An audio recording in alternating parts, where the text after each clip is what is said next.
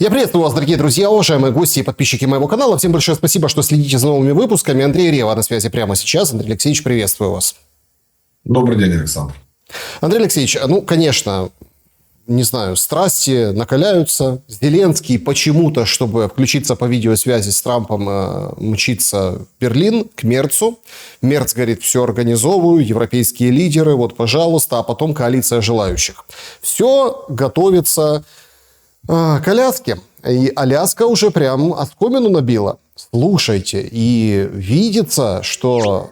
Давайте откровенно, да, то есть американцы, вот вчерашнее выступление Левит, они вот как-то наоборот пытаются сбить эту спесь ажиотажа и, мол, там вот посмотреть в глаза Путину Трамп хочет, ничего не понятно, в общем, ничего не решено, хотя отдельные аналитики говорят, что наоборот, решения уже приняты, и вот эта вот коалиция желающих, Зеленский, там европейские лидеры, они наоборот пытаются вскочить, прыгнуть в последний вагон уже принятых решений. Да? Как вы оцениваете эту геополитическую обстановку? Ну и, конечно, Зеленского. Каждый из участников этой ситуации решает свои задачи. Задача Трампа, он 6 месяцев, в общем-то, находился в ситуации, когда его водили за нос, и это уже стало очевидно для всех. Он пытался договориться с Путиным. Он пытался пойти на все его предложения. Но, тем не менее, вы видите, Васька слушает да ест. В конце концов, Трамп сказал, что вот 50 дней. Значит, если за 50 дней вы не решите вопрос, значит, я буду там ужасно зол. И потом он сократил это время до 12 дней и фактически выдвинул ультиматум, не ультиматум, но требование остановить войну за 12 дней. Если этого не произойдет, то он введет вторичные санкции не столько против России, сколько против тех стран, которые покупают ее энергоносители. Это Индия, это Бразилия, это Китай. После этого Путин предложил Трампу встретиться лично. Знаете, как девушка, которой кавалер пытается подбить клинья, он 6 месяцев ходит вокруг, он пытается привлечь ее внимание, а девушка точно знает, что она ему нужна, поэтому она не отвечает на его ухаживание. Она не обращает внимания на его истерики, вены себе порежу, из окна выброшусь. Она начинает реагировать только тогда, когда он... Подождите, а кто девушка, а кто парень в этом? Девушка – это Путин, парень – это Трамп. Наоборот, тоже просто работает, понимаете? Нет, не работает. Потому что в данном случае инициатива принадлежит Трампу. Он же пытается прекратить войну в Украине за 24 часа. Так? Поэтому если от этого отталкиваться, тогда да, он пытается. Но... Он пытается, он все время рассказывает о том, как его Путин любит, и как они с ним, какие у них прекрасные отношения, что он одним телефонным звонком остановит войну, усадит всех, так сказать, за стол мирных переговоров. И никакой реакции ответной нет. То есть, тут все его ухаживания заканчиваются, как говорил у нас классик винницкой политики, полным фиаско. Я же еще раз говорю, что девушка не реагирует ни на какие его ухаживания. Там он кричит: вены порежу, из окна выброшусь. Это ноль. Это не встречает никакой реакции.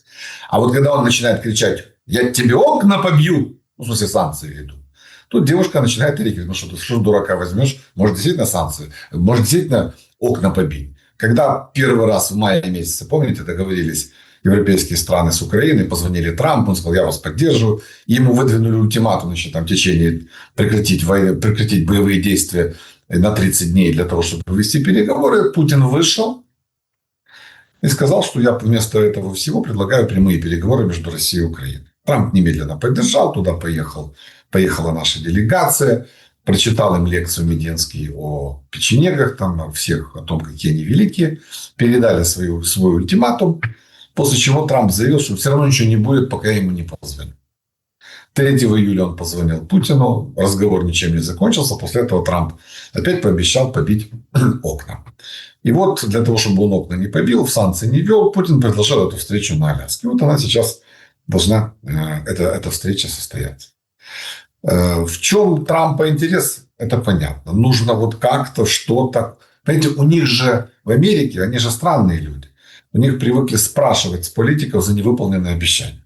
А наиболее ярким обещанием Трампа было прекратить войну за 24 часа. Он потом, правда, покаялся. Сказал, что это было такая форма речи там, и так далее.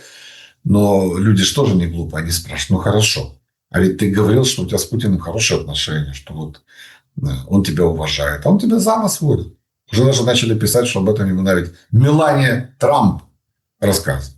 Поэтому ему надо было показать, вот изобразить какое-то движение. При огромном нежелании Трампа ссориться с Путиным. Мы с вами уже об этом неоднократно говорили. Он пришел не для того, чтобы ругаться с Россией из-за Украины. Он пришел договориться с Россией за счет Украины. И Путин вот никак не клюет на все его предложения. Вот он уже так вот заявил, что все, вот теперь уже последнее китайское предупреждение, так и так далее. И Путин понимает, что надо что-то делать. Вот как-то надо ситуацию смягчить. Ему это перемирие, ему и мир не нужны. Он считает, что у него все хорошо на фронте. А поэтому ему нужно затянуть время. Поэтому вот сейчас вот он недавно сидел на заваленке с Лукашенко и рассуждал о том, что большие разочарования происходят от больших ожиданий. На самом деле политика так не делается, никаких публичных заявлений делать не надо. Нужно в тишине, в спокойствии проводить переговоры и так далее. Что можно ожидать от этой встречи? Трамп сказал, что он в первые минуты уже определится, хочет Путин, значит, соглашение или нет. Значит, что-то Путин должен предложить Трампу. Для того, чтобы вот можно было выйти прямо и в прессе и сказать, вот смотрите, вот мы встретились, и мы сразу вот договорились о чем-то. Ясно, что это должно быть какое-то такое решение, которое ни к чему Путина не обязывает, не создает ему проблем, но в то же время демонстрирует его приверженность миру. Об этом уже все пишут, я не буду оригинальным, скажу проще. Перемирие на воздухе и на море. То есть вот будет практический результат. Тем более сейчас вот Трампа выдвинули на Нобелевскую премию там, мира официально, да? Он уже должен показать, что вот он встретился с Путиным, и какой-то результат у него уже есть. Второе. Украина, я добавлю, что Украина тоже не против, выходит Подоляк и говорит, вот с этого все начнется, с перемирия на воздухе и на море. Ну, понимаете, вот я вот с одним из ваших коллег недавно поругался серьезно в эфире, когда он мне начал цитировать Ермака. Я ему говорю, а кто это такой? Ну как же, это же глава офиса. Послушайте. Это никто, из этого никак. У него нет никаких властных полномочий. Его задача, хрен души задача для Зеленского. То, что он там из себя изображает, так это он может изображать сам. Но зачем мы сами создаем из него великого, значит, руководителя? Точно же, кто такой Подоляк? Нет, ну голос Банковой, почему? Ну какой голос Банковой? Это проходимец. Который, в общем-то, ни за что не отвечает. И вы можете, или я могу считать его там голосом Банковой. Но Банковой скажет, ну, мало ли, что он там сказал. Это его личное мнение. Не надо их вот цитировать. Если мы с вами будем их игнорировать, поверьте, нам будет лучше. Мы просто можем и без Подоляка самостоятельно постичь логику действий зеленой власти. Но это я сейчас чуть-чуть позже об этом скажу. Значит, у Путина задача какая? Дать Трампу что-то, то, что он хочет, хотя бы вот в таком ограниченном масштабе, раз. Второе, сделать так, чтобы он не мешал боевым действиям на суше. Ибо Путин считает, что у него есть преимущество, и он может... Зачем ему сейчас требовать, чтобы Донбасс, неоккупированная часть Донбасса была отдана ему, если он считает, что в течение 2-3 месяцев он может эту задачу решить военным путем? Не надо будет требовать от украинских войск оставить Донбасс. Если они захватят агломерацию Славянск-Краматорск, значит, вопрос снимется сам по себе. До этого надо же создать рабочие группы. Нужно же переговариваться. Потому что у Европы свое видение. У Украины свое видение. У России свое видение. Значит, надо это дело согласовать. Правильно? Найти какой-то общий знаменатель. Мы же с вами вот вдвоем сейчас сидя этого не найдем. Значит, создать рабочие группы. И мы будем согласовывать все позиции. А сколько мы будем согласовывать эти позиции? Ну, это одному Богу известно. Может быть, даже до греческих колен. Но мы же запустили мирный процесс. Мы договариваемся. Мы продемонстрировали стремление к миру тем, что вот мы прекратили боевые действия в воздухе, значит, и на море. Прекрасно. Ну и вот таким образом вопрос о санкциях снимается автоматически. Трамп выходит из клинча, который он сам же и создал. То есть какие могут быть санкции, если мы договариваемся? То есть Путина интерес понятен, Трампа интерес понятен, в чем интерес Зеленского. Угу. Интерес Зеленского в этих переговорах равняется нулю. То есть он тоже, как это ни странно, находится на позиции Путина, не на позиции Трампа. Потому что если будет реально прекращены боевые действия и прекратится военное положение, значит, надо проводить выборы. А в нынешней ситуации военно-политической ему выборы очень невыгодны, тем более на фоне последнего скандала, который у него был с гражданским обществом. Можно как угодно относиться к протестам картонным, но это сильнейший удар по нему, как к человеку, который гарантировал непримиримую борьбу с коррупцией, а граждане Украины проблему коррупции ставят на первое место, даже проблема войны на втором. И вот они так облажали сейчас серьезно, да, что он решил дать взятку студентам, повысить им стипендию, что свидетельствует о том, что он понимает, что выборы не за горами. А ему нужно оттянуть этот процесс, потому что он понимает, что нынешний... Проблема только в том, что, вы знаете тоже, да, что студенты – это не пенсионеры. Вот в этом проблема. Это, наверное, тяжело осознать, что как бы ты индексация пенсии, если там, например, еще получишь лояльность пенсионеров, да, то у студентов ты не получишь этой лояльности. Вот видите, вот вы считаете так, а Ермак с Зеленским думают иначе. Они считают, что мы там студентам кинем по 8 тысяч гривен, минимальную зарплату. И они все дружными рядами пойдут за нами голосовать и забудут о своих картонках. Я же не говорю, правильно это или неправильно. Я вам говорю, как они мыслят, как они действуют. Действуют примитивно. То есть, есть проблема, надо ее решить. Как? Надо дать взятку. И за границу выпустим. Но потом как-то не всех, не так. До 22, если есть возможность, там, в общем, документы, чтобы там где-то учиться. Тут же важно заявить, что мы разрешим. То есть, вот какой я весь хороший. Я создал сначала проблему, а теперь вот я же ее и решил. Какой я молодец. Они рассчитывают на то, что молодые люди, они политически не развиты, у них нет жизненного опыта. А я же не лох, мне же уже даже не 42, да? Значит, я вот таким вот образом решу. Но его личный интерес заключается в том, чтобы война сейчас продолжалась. Чтобы боевые действия не остановились. Потому что если они остановятся, ему надо будет резко переключаться на внутреннюю повестку.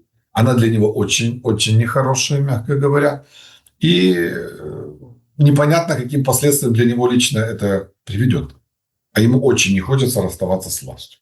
Пока идет война, он при власти, он имеет формальную отмазку от того, что не проходят выборы, потому что идет война, и выборы, дескать, провести нельзя. Хотя это вранье чистейшее. Что касается Европы. Европа тоже фактически на стороне Зеленского и Путина. И получается, что Трамп один хочет прекращения военных действий. Но у него другая мотивация. Потому что как только военные действия прекратятся, ему надо будет... Он хочет договориться с Россией о каких-то совместных экономических проектах. Понимаете? И для того, чтобы договориться, нужно устранить причину. А причина противоречия между США и Россией, которым является Украина. Эту проблему создал, как он говорит, Байден. Но решить ее должен Трамп. Он пытается ее решить, как он понимает, но его держит за штаны Европа и Украина, потому что они не хотят принимать условия Путина. А Путин не хочет идти на компромисс, потому что он считает, что чем больше он будет воевать, тем больше он военным путем решит проблем, которые так сказать, его сдерживают. И таким образом вот мы оказались в такой ситуации, при которой вот сейчас будет эта встреча, как сказал Рубио, ознакомительная. Я уверен, что они сейчас договариваться, создадут какие-то рабочие группы, пообещают, что мы сейчас вот будем согласовывать все позиции, спокойно договариваться. Ну, а для того, чтобы, так сказать, продемонстрировать приверженность миру, мы объявляем об перемирии в воздухе и на море. Вот так не видится. То есть вы думаете, что будет некий такой серединный результат, все как бы будут по чуть-чуть довольны. Да, все при своем останутся. И все будут продолжать войну. Совершенно верно. Вопрос тогда, понимаете, тоже очень... Вы так затронули эту тему, но она очень важна сейчас. Особенно ввиду того, что там азовцы бывшие, да, и не только бывшие, и действующие военные сейчас публикуют такие посты жуткие с обвинениями в адрес командования по поводу ситуации на Донбассе. Но тут же очень важно понимать, что вот это произошедшее, да, вклинение на, кто говорит, 10-18 километров, в общем, уже люди записывают тиктоки, просто жители Краматорска, да, там, Дружковки, они, конечно, сердце разрывается их слушать, этих женщин, там, молодых девушек, которые говорят, что вот все, вот, что нам делать, это надо уезжать, и так далее. Это же прямой укол и, конкретно в главнокомандующего, но не Сырского. И даже не Сырского, как с гуся вода, его кто только не кроет, на чем свет стоит. Это стратегия Зеленского страдает сейчас. И он, как верховный главнокомандующий, должен отвечать за этот прорыв. Или нет? Вот как вы видите, не столько вот военную составляющую вот этого вклинения, опять-таки, сейчас я даже не хочу спорить, потому что, говорят, ДРГ, по чуть-чуть ДРГ зашли, но на карте, извините, толщина этого вклинения 7 километров. То есть это достаточно серьезный шаг. В этой войне это очень много, в той, к которой мы привыкли. Но это же конкретно удар по Наполеону, который в кресле президента из Булавой. Видите ли, логически и по-правильному. Раз ты всю власть сконцентрировал в своих руках, то обратной стороной этой власти является личная ответственность за все то, что происходит. Но Владимиру Александровичу пирожное не нравится. То есть ему нравится верхняя часть, там, где сладкое, а вот сам этот коржик, который нужно сживать, и, в общем-то, он тоже является составной частью этого пирожка или этой сладости, он кушать не хочет. Вот как сейчас произошло с законопроектом 12414. Да? Он же его подписал мгновенно, когда он месяцами не подписывает другие законопроекты. Но подписал он. И в турборежиме этот законопроект был принят. И что мы слышим? Вы же понимаете, что это какие-то депутаты там вот взяли и написали. Это же не он. Он вообще... Что вы говорите? Он вообще ни слухом, ни духом. А тут еще, кстати, появилась еще замечательная отмазка. Вы же знаете. Оказывается, рядом же не было Андрея Борисовича. Он же был в Турции. И посему, представляете, вот принесли, давай быстренько подпись. Обычно же всемогущий завхоз прочитал бы, там, спросил бы мнение. А тут вот его нет. Я, дескать, не... как-то вот произошло. Но президент, когда понял, что его намахали, он тут же внес законопроект и все вернул. Какой молодец. В этом же был лейтмотив встречи Ермака сейчас со студентами. Вот эту туфту они пытались впарить молодым людям. Вы говорите, что они там глупые, не понимают, что нельзя купить студентам стипендии. Так, слушайте, когда он такую фигню несет молодым людям, вы же представляете их реакцию? Они же после этого, как там «Экономичная правда» написала, что лишь просто ржали над ним. И честно говорили, что вы, слушайте, вы нас за дураков практически держите. Так же было. Особенно я хотел бы здесь вклиниться. Это вот эта фраза о том, что, мол, военное положение позволяет нам... Да, но вы же радуетесь, что мы вам еще этого не сделали. Да? Запретить все, да? Но президент, насколько он демократичен, поэтому вот много свобод мы вам оставили. А вы не понимаете, товарищи. Из уст Ермака это звучало, конечно. Обнаглели, я вам скажу, да, ужасно обнаглели. Так вот, когда мы говорим об ответственности, я понимаю, что сейчас они будут рассказывать, что кто-то из командиров бригад не досмотрел, там где-то кто-то убежал с поля боя и так далее. Но на самом деле причина в чем? Для того, чтобы вот таких вещей не было, должны быть плотные боевые порядки. То есть разрывов между какими-то опорными пунктами должно быть как можно меньше. Тогда проехать, объехать, по узлы сопротивления гораздо сложнее. Но когда таких разрывов много, тогда всегда противник нащупает, куда можно просочиться, и будет проходить. А почему у нас такие боевые порядки не плотные? Ну, тут же ответ лежит на поверхности, потому что президент, верховный главнокомандующий, не занимается мобилизацией. Он эту работу просто бросил на самотек. Он не хочет терять свой личный политический рейтинг и не занимается вопросами мобилизации. Соответственно, не занимается этим главы военных администраций. У нас же в каждой области есть военная администрация. Чтобы вы понимали, по закону руководитель областной государственной администрации, который становится головой областной військової адміністрації, він очолює Раду обороны региона. Вы будете смеяться, вот я вам из Винницы, мы сейчас с вами разговариваем, я в Виннице. В Виннице целый год нет головы областной військової администрации. Год! Никогда Владимиру Александровичу сделать кадровое назначение. Но самое смешное не в этом. Девушка, которая исполняла обязанность, ушла в декрет. Хорошая. Не, ну она, конечно, там появляется на работе, там, когда надо там сфотографироваться. Но вы же понимаете, что если у нее грудной ребенок, то она занимается не обороной области, а, в общем-то, проблемой, которая ей ближе. Ну, это по-человечески понятно, правда?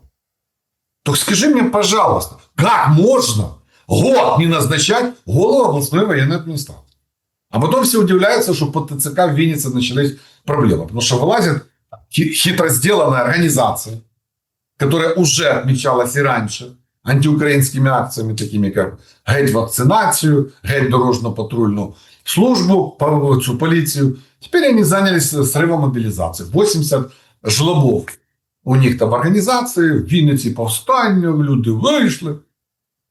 Знаете что? Во-первых, не было ни одного представителя власти во время всего этого конфликта. Ни одного. А во-вторых, полиция стояла, смотрела, как они ломают ворота. Я в ужасе был от того, что я видел.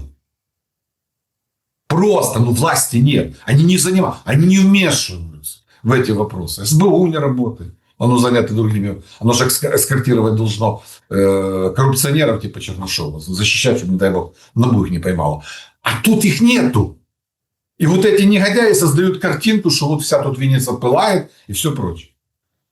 Я вам больше скажу. У нас год не было командующего воздушными силами. Вот в Виннице у нас штаб до войны был, да? Наш центр всех, так сказать, воздушных и повітряних сил, и когда-то ПВО, теперь их объединили вместе. Год не было. А мы удивляемся, почему противник развивает способы нападения, скажем, воздушного. А нет, у нас не совершенствуются способы противодействия. А как они могут совершенствоваться, если нет командующего? Есть ВО, но ВО это не командующий. А Зеленский этого не понимает. Он думает, что дойдет время, а потом это решим. И поскольку он не может управлять своими 5-6 менеджерами и охватить всю систему управления, и тут провалы. Вот то, что произошло в Виннице, то, что сейчас произошло на фронте, это его личные провалы, как руководитель. Он не понимает, что будь ты там Наполеоном, ты не смог бы справиться со всеми этими проблемами в нашей стране. Что должны быть государственные институты, которые работают автономно от тебя. У него был последний незахваченный им институт НАБУ, ИСА, и он и туда полез.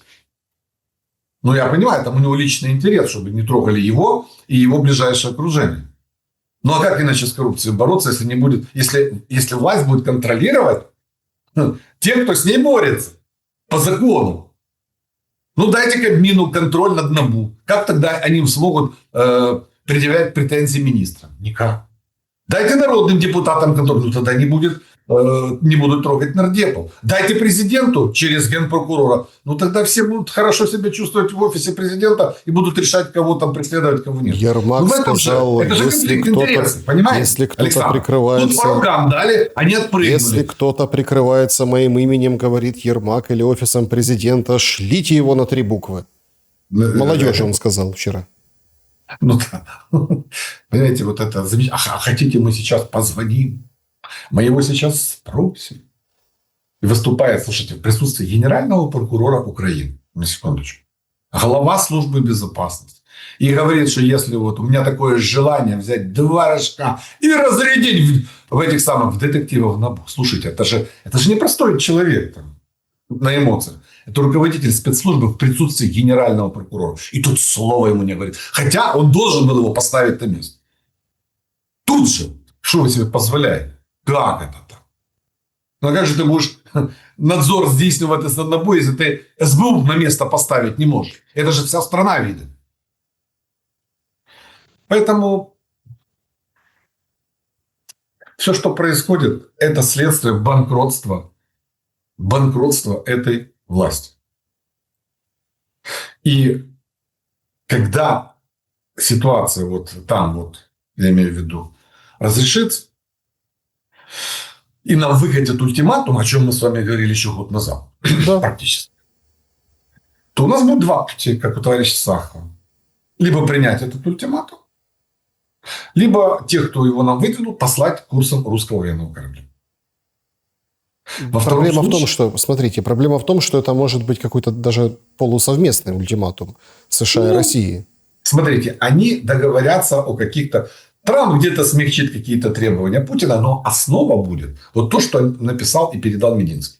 А потом скажут, смотрите, вот у них были такие, а вот тут я договорился, поэтому вот это компромиссный вариант.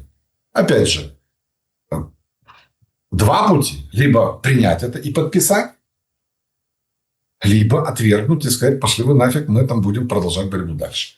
Но во втором случае надо понимать, при каких условиях это можно сделать. Условие первое. Надо немедленно поменять власть. Так. Создать правительство национального единства, которое будет не воровать, а проведет нормальную мобилизацию и мобилизует страну для отпора врагу. Проведет все мероприятия, которые Зеленский не хотел проводить. Это вариант, когда вот он тоже согласен. И вариант Б. Если он не хочет, он должен написать заявление, уйти в отставку. И тогда должно быть сформировано правительство национального единства парламентом. Вы понимаете, в чем дело? Если власть не решает наших проблем, значит, она сама становится проблемой. Я же помню, как он нам говорил. Напишите заявление об отставке. Так было? Так вот. Так вот то же самое теперь к нему же надо. Послушайте, Андрей Алексеевич, получается очень интересная ситуация, политическая интересная. В чем она заключается? В том, что мы гипотетически, мы в принципе предполагаем, мы понимаем, что Аляска как бы вот так вот ничем, чтобы совсем ничем, да, не может не закончиться чем-то. То есть какой-то, мы предполагаем, условно, что Россия и Америка о чем-то договорятся и предложат нам. Это вот как с этим обменом территориями, да, вот то, что сейчас обсуждается, то, что там Зеленский отвергает. Сейчас уже и россияне вышли, Министерство иностранных дел российское, там представитель вышел и сказал, значит, эти области в нашей Конституции, поэтому мы их менять не будем. Вот так. Намекая, что вот те куски, там, Харьковск, то есть вот эти планы, да, а Трамп же четко сказал, Зеленский кое-что подпишет, и обмен будет. Это Трамп говорит. То есть, условно, США и Россия о чем-то договариваются, выкатывают украинской власти, скажем так, условия. Соглашается или не соглашается. Первый вариант, второй вариант, что не соглашается, вы разложили, что нужно будет менять власть, правительство национального единства, опять-таки союзники, вот эти гарантии, вот это все, там, Европа, помощь, деньги, оружие, там, патроны и так далее. Так, а если соглашается, то все равно Зеленскому некуда деваться, Зеленский не усидит. Поэтому на первый вариант точно не согласится. Но второй вариант, если ты посылаешь Трампа и Путина, то ты должен понимать, что так как сейчас обстоят дела, вот как мы видим в стране, ситуация приведет не просто к поражению, к военному разгрому. Потому что так воевать нельзя.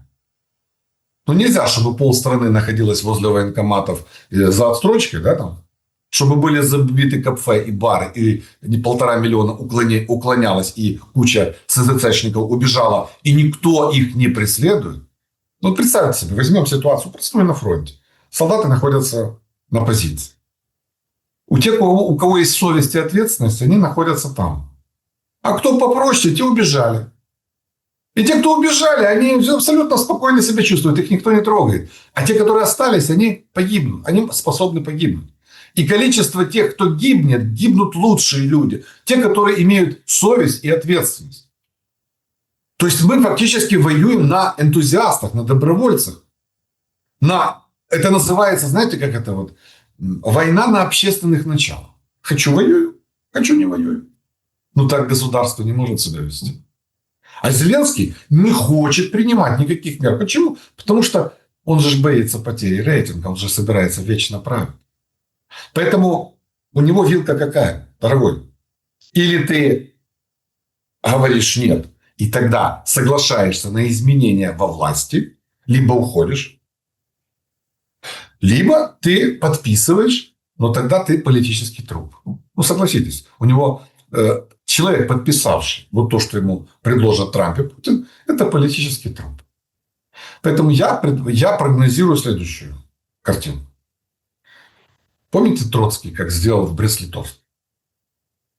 То есть немцы предложили мир. Мир был не такой, как хотели большевики. Ведь они обещали гражданам России мир без аннексии и контрибуции. А немцы предложили, не-не, вот мир, вот что мы захватили, это наше. И так далее. И что делает Троцкий?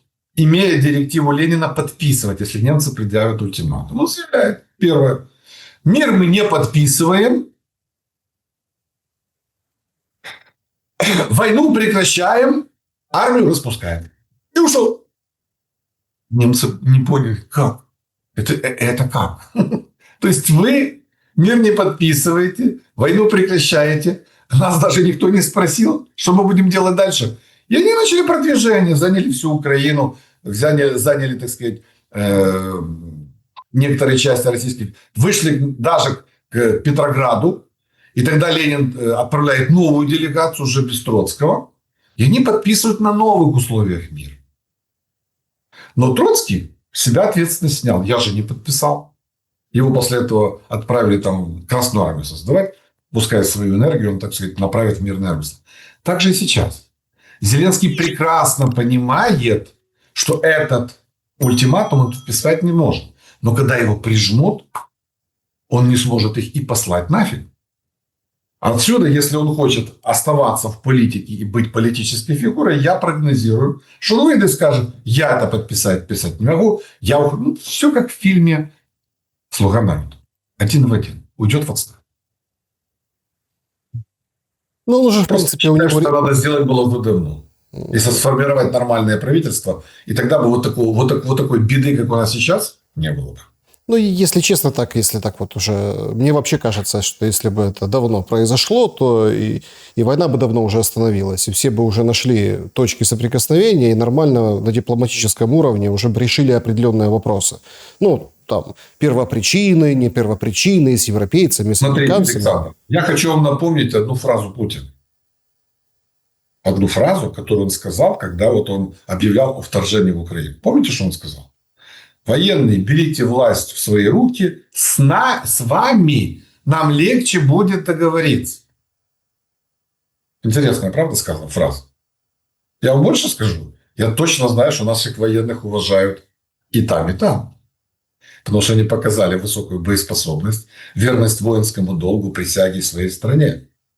И поверьте, генералов Залужного, Буданова там, и кого там, Белецкого в России уважают. Я имею в виду военные. Что касается Залужного, тот очень высоко отзывался, скажем, о генерале Герасимове. Говорил, что это серьезный военный, что большой профессионал и так далее. Никто же никого не обзывал, правда? На этом уровне нет. Поэтому я думаю, что уважение со стороны даже противника – это тоже весомый фактор к тому, чтобы пойти на какие-то уступки Украине с целью закончить войну. Но на такие уступки, скажем, Зеленскому они точно не пойдут. Потому что они прекрасно понимают, что это будет укреплять его власть в нашей стране. Со всеми вытекающими последствиями. Как будет? Ну, посмотрим. Я вам свой прогноз сказал. Они договариваться, создадут рабочие группы, объявят о перемене на земле. И это самое. А Трамп скажет, что я откладываю вопрос о санкциях, потому что вот мы запустили мирный процесс. Вот будет так. Это, кстати, очень интересная тема по поводу... вообще военных. Все больше и больше не боятся говорить правду, да, не боится вышестоящего начальства военного о том, что... И оказывается, это все как бы пытаются держать в ежовых рукавицах, чтобы, не дай бог, рот никто не открыл, поэтому сразу звонят там контрразведка, в общем, вот эти все службы, по военной линии, да, командиры, начальники, мол, сотри пост, не пиши вот этого не говори, как оказалось внезапно, да. Ну, в принципе, все это и так как бы чувствовали и знали. На ваш взгляд, вот эта вот история, вот это вот ролики, ну, эти, которые сейчас гуляют везде, вот это «Мий в Азове», да, это уже предвыборка политическая. Может выкрутиться так, что Зеленский пойдет на выборы, ну и, соответственно, там азовцы какие-то или знаковые там политики в форме, которые появляются в последнее время, все пойдут в форме на выборы. Являются ли выборы, ну вот, условием, да, там, подписания там, после перемирия уже окончательного мира? Видите ли, я думаю, что подписание мирного соглашения должна будет осуществить власть, которая не вызывает сомнений в своей легитимности у контрагентов. Ну, хотите вы или нет. Ну, вот я вам скажу, давайте мы с вами, Александр, что-то подпишем. Вы спросите, ну, вот я представляю там такую-то организацию. У вас должны быть документы, которые не вызывают... У меня должны быть документы, которые у вас не вызывают сомнений. И если, скажем, ваш контрагент говорит, нет, извините, вот по вашей конституции должны были быть выборы, вы их не провели, вы там химичите, но никакого же решения Конституционного суда по этой проблеме нет, правда? Официально. Это ваше мнение.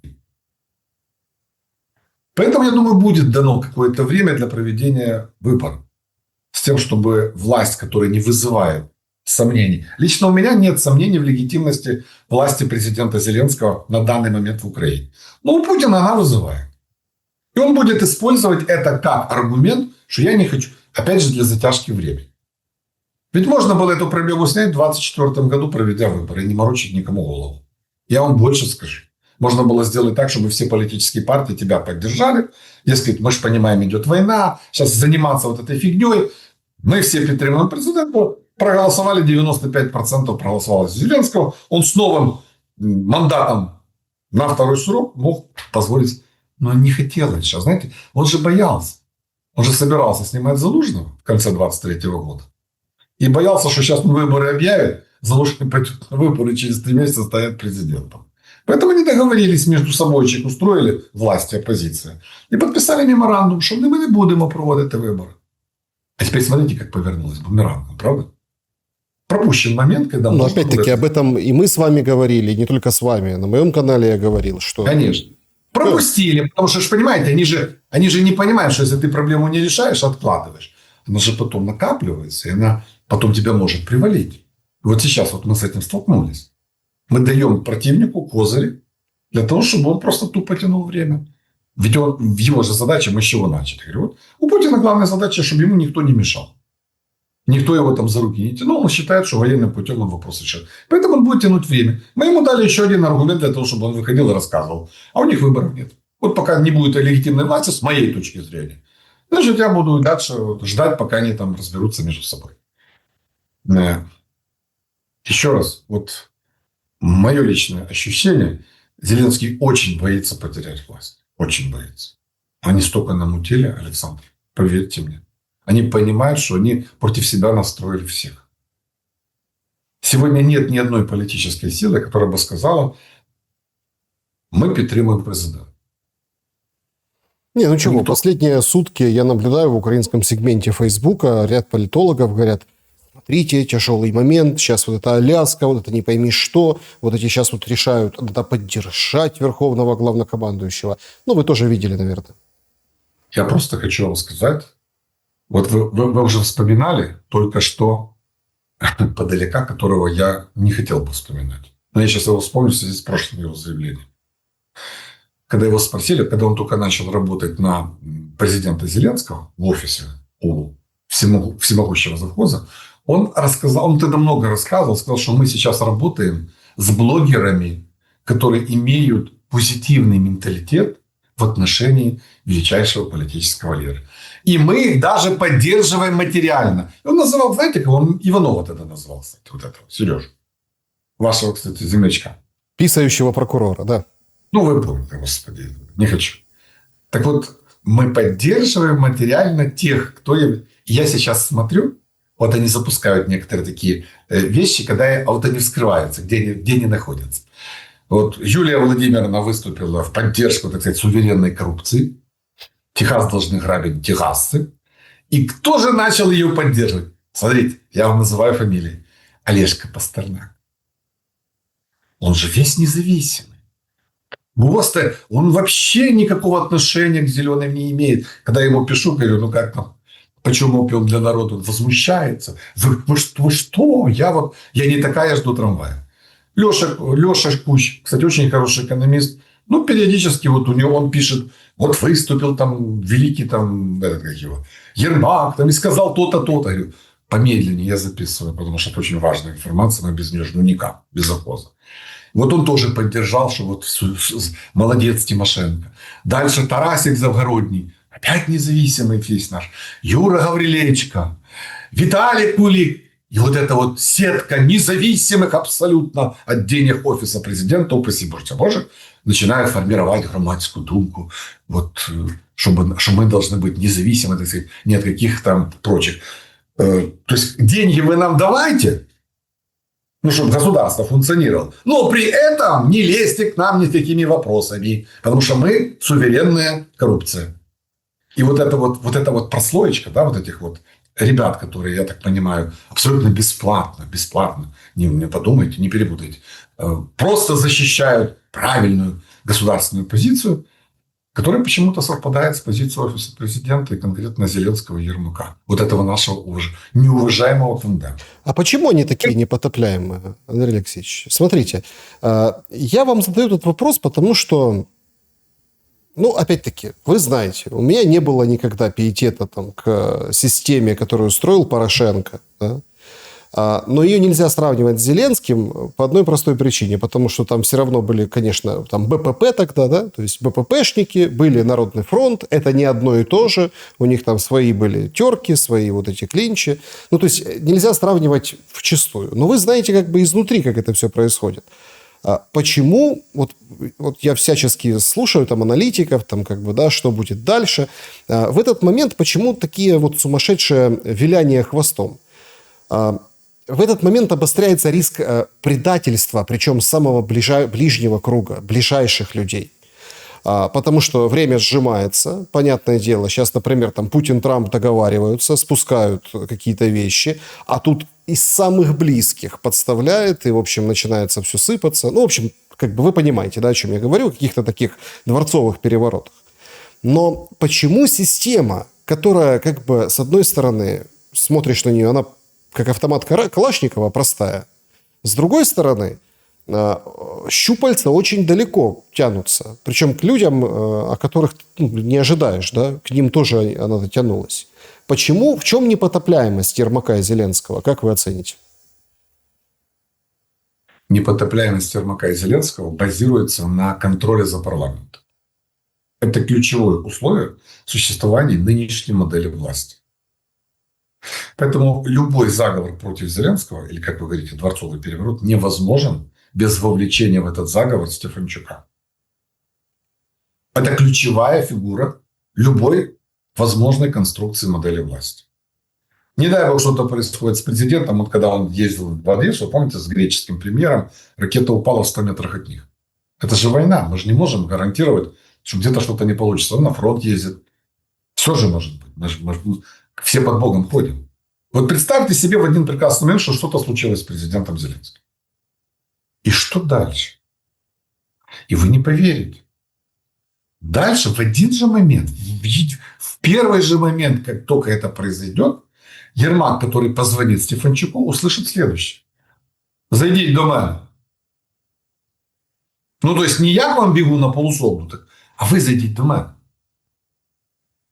А далі буде розговор. Якщо ще раз хтось із вас спробує комусь щось сказати повз мене, я вас звільню, бо я тепер ваш начальник.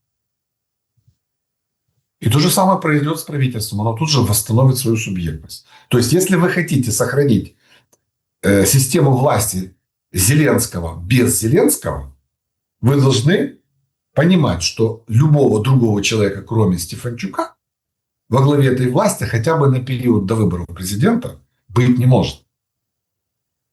Но с другой стороны, вы должны знать, кто ваш дублер. Вот обратите внимание, ведь таким дублером Ермак делал Буданова. И все 2 года войны Буданов был у нас фактически кронпринцем. Все, что запрещалось генералам давать интервью, так Буданов не вылазил с интервью. Он же был самым медийно раскрученным персонажем. Потому что что-то сломалось. А потом у парня возникли амбиции и решили, что не-не-не-не-не-не. Він не буде нашою марионеткой. Его убрали. Сейчас раскручивают Белецкого. Да. Вот вчера Сделали ставку на Белецкого. Вчера на телемарафоне было очень показано, ну, я не знаю, там, насколько это интересно, это все, знаете, это как называется, я очень любил в детстве, когда было модно вот эти спутниковые каналы, вот эти прям специализированные каналы об охоте и рыбалке. Оно как бы так включаешь и занимаешься своими делами, и там как бы оно фончиком идет. Вот это примерно вчера выступил же Малюк. Да, у него там программное интервью, рассказывал там и про паутину, и про то, что там Гордона пытались убить дагестанцы за $400 000, и о том, как в него летело 2 Искандера, но он выжил. Ну, в общем, такие, знаете, диалоги о рыбалке, диалоги об охоте. И в этом же формате... Никогда столько не врут, как во время охоты, рыбалки и во время выборов. Понимаете, в чем? И в этом же формате он отдельно посвятил там несколько минут, говорит о том, что, то у нас вообще всю страну держит Белецкий со своим Азовом. Третьим корпусом. Ну, третьим корпусом. То есть, да? львиная доля. Да, то есть, сейчас Белецкий... дублер. Ну, как, знаете, как у космонавта должен быть космонавт-дублер. Так вот, у Зеленского сейчас они на роль дублера, а уже Буданова в сторону, уже таким дублером они делают Белецкого. Ну, что интересно, все равно самый большой рейтинг у Залужного. И обратите внимание, как себя ведет генерал Залужный. Он же, вот сейчас последнюю вот эту карикатурную фотографию, помните, где он там, как русская красавица, и все над ним смеялись. А зря смеются, между прочим. Я тоже сначала посмеялся, потом сел подумал, зачем? До меня дошло.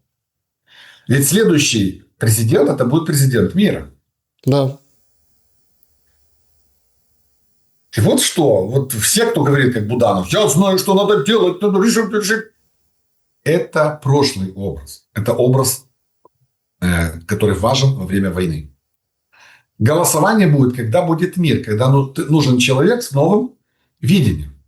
И что делает Залужный? Он переоделся уже. Он уже цивильный человек. У вас есть претензии к его военному прошлому? Я же был главнокомандующим, я воевал. Какие проблемы? Я был на дипломатической службе. Я сейчас вот уже понимаю, что нужно развивать страну, а не просто как военный лагерь. Его пиарщики и его политтехнологи это уловили. А ни Буданов, ни Белецкий нет. Так же точно, как и Зеленский. Поэтому он работает уже на перспективу, на послевоенную Украину. А эти все работают вот именно на современный, на военный период. Вообще, вот избирательная кампания будет очень интересна в каком смысле? Понимаете, Александр, если пойдет Зеленский на выборы после всех этих событий, то это будет драка чудовищная. Ему вспомнят все. Шашлыки, и асфальтотерапию вместо борьбы с ковидом. Все, коррупцию. Это будет война компроматов и война, знаете, вот победитель получает все. Он будет держаться за власть до последнего. С ним воевать будут все с непонятным результатом. И вариант Б. Зеленський говорить, я дико извиняюсь. Все, що я міг зробити, я зробив. У мене надірване здоров'я в результаті всієї цієї війни. Громадяни українці, я вам всім дуже дякую. Війна закінчилася, я пішов. И реально становится совершенно другой, кому предъявлять претензии.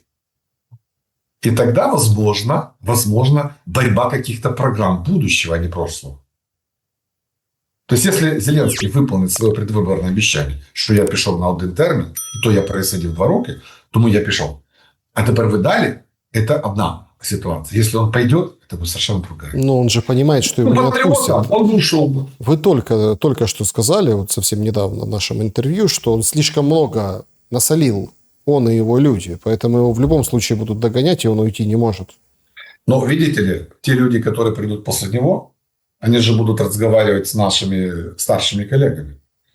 Вы же помните, как у Кучмы такая же ситуация была? Он был изгоем. А потом приехал Хав'єр Соланыч. І Леонід Ильич сказав, тут, так сказати, дивіться, як, ну, так зразу так сказали. Зараз ми все проведемо.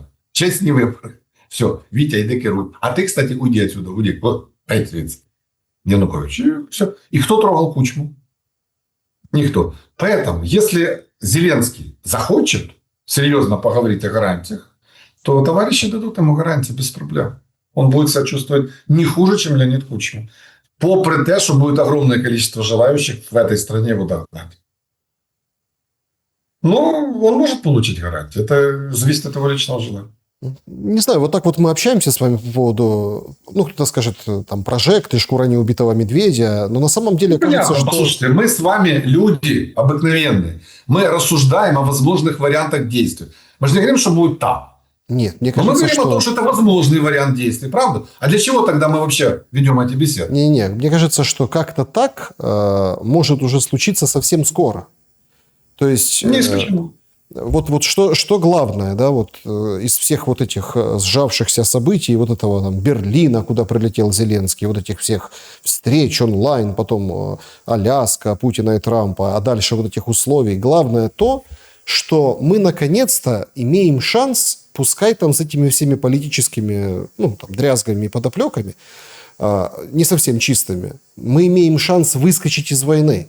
Вот это очень важное ощущение. Есть у вас это ощущение на эту осень, условно, что есть шанс выпрыгнуть?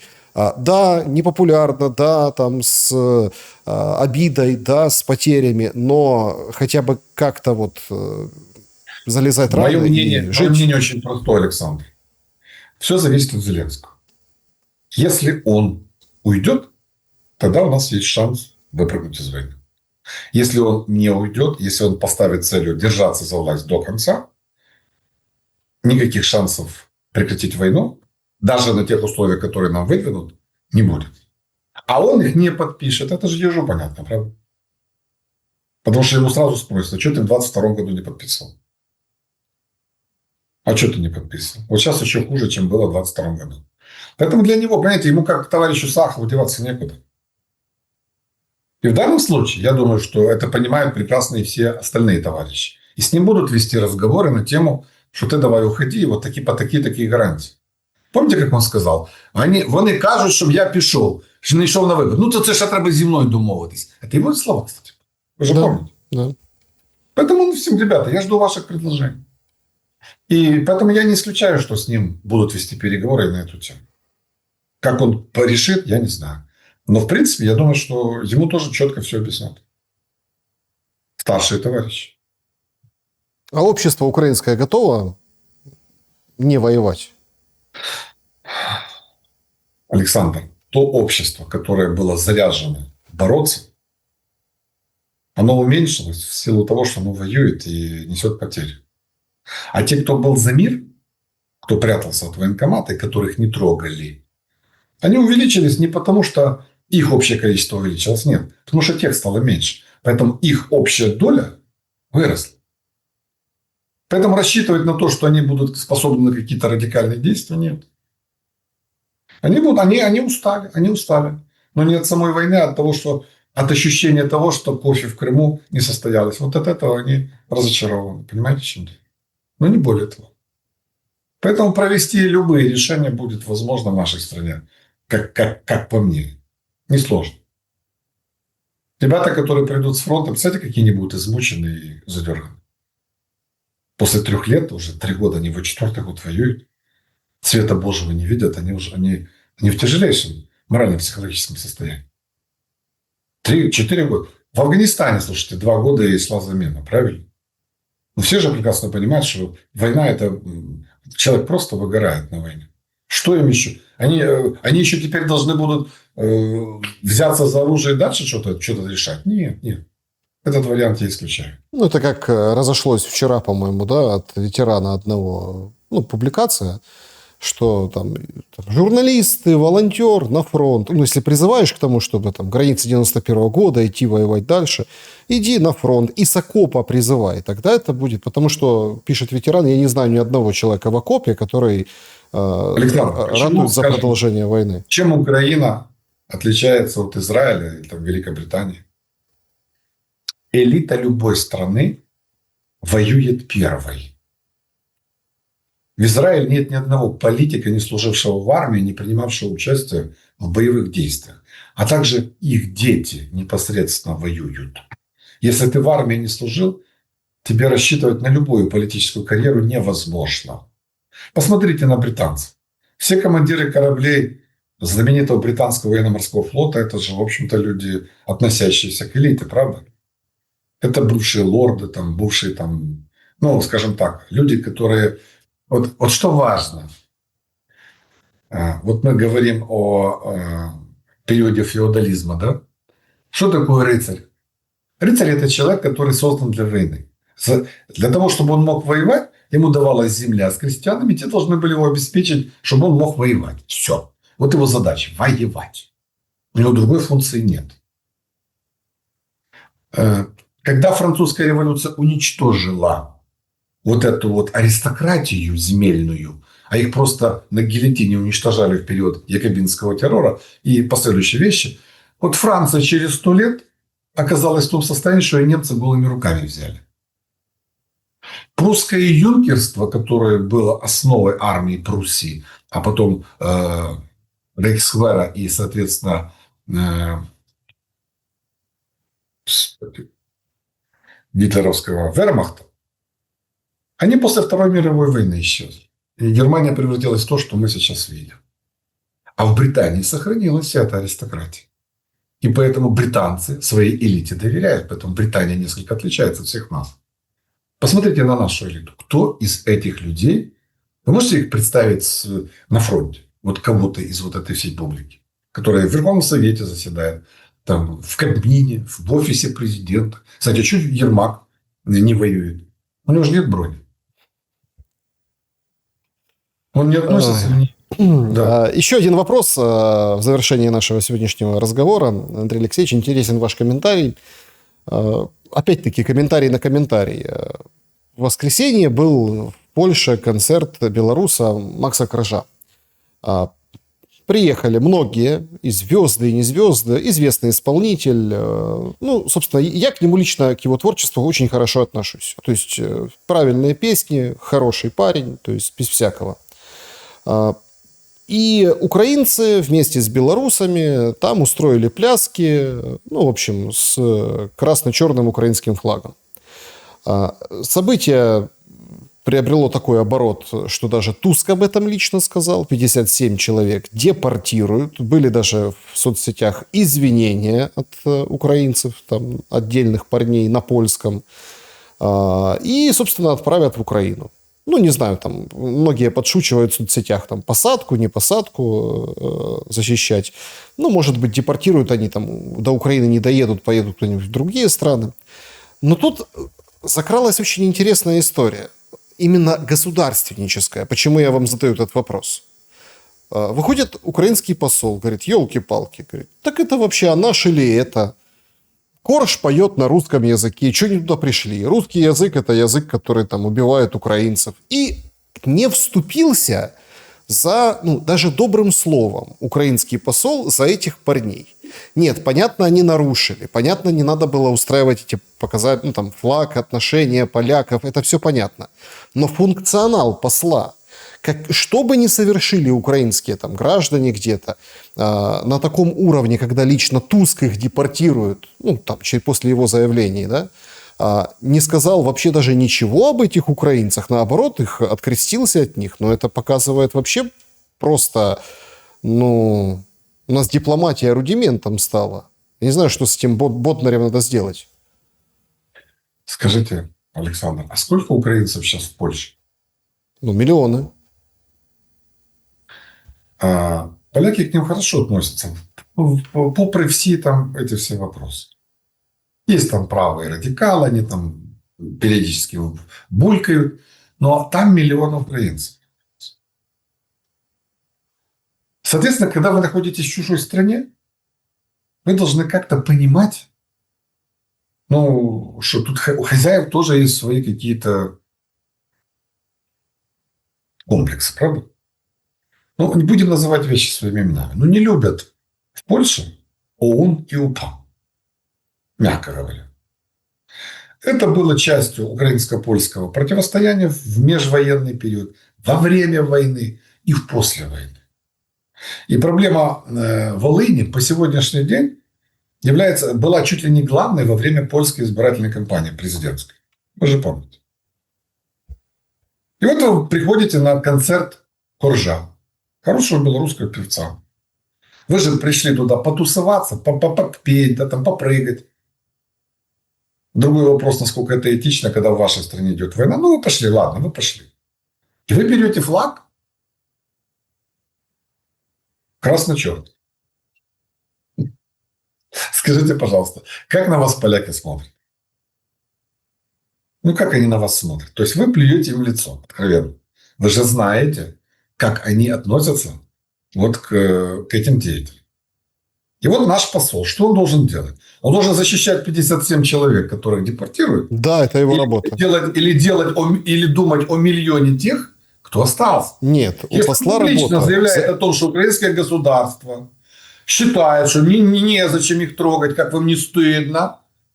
Вы же представляете, какую это волну вызовет в Польше по отношению к тем людям, которые не ходили на концерт, но которые там нашли убежище. Не, смотрите, Андрей Алексеевич, это не очень правильная история. То есть, прецедент действительно. То есть, им можно на территории Польши, там есть польское законодательство за эту демонстрацию там, флагов и так далее. То есть, но можно же не допустить депортации, как бы защитив своих, а не открестившись от них. Польское правительство считает, что эти люди оскорбили польский народ.